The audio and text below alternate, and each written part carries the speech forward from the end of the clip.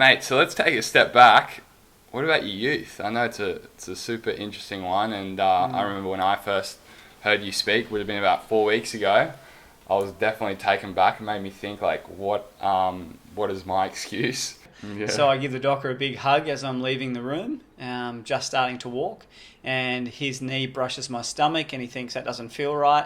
I'm taken to Coffs Harbour Hospital. That night I'm airlifted to Sydney Hospital, and the following morning I was diagnosed with an incurable cancer of the central nervous system called neuroblastoma stage 4. Doctor said no chance of survival, take your little boy home and allow him to live the next few months with his family. But like everybody listening, and as you know, we all have choices. And the choices that we make each and every day can help reshape, remold, and redefine our future. And my mum asked one simple question, and that was, I don't want to know what the chances are of my son dying is. I want to know what the chances are of my son surviving. The doctor said I had a 96% death rate. Go home, enjoy the next few months with the family. And I'm just so grateful every day that my mum chose to look at my life not being 96% empty, but she chose to look at my life being 4% full. And I think about everybody, wherever you are in your life listening to this, how often do we look at the glass being half empty as opposed to half full? Yeah. And without her, courage and her strength, then obviously I wouldn't be here. I started chemo on my first birthday. My chemo cycle was 9 days on, 3 days off for years, until one day they said the tumour had built a resistance. It had now taken over half of my body. I needed to go into surgery. I went into surgery just before my 4th birthday.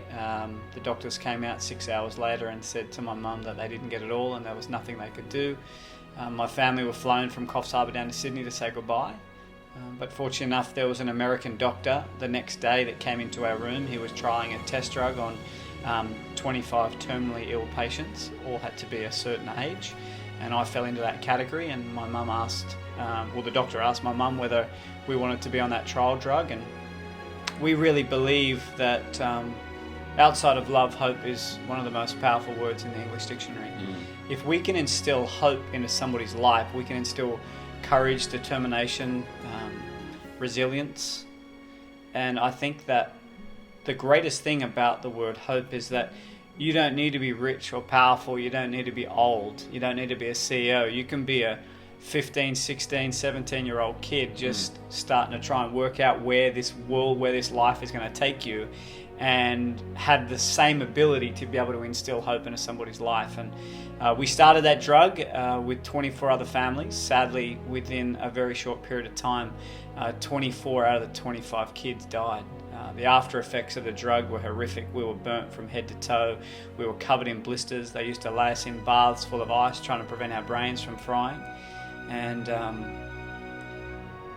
I say, Dylan, to people around the world that I'm one of the lucky ones, and it's not because I'm still alive. It's because I wasn't my mum.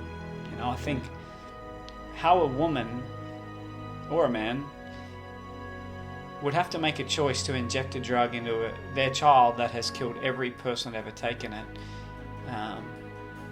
is something that I hope I never have to comprehend.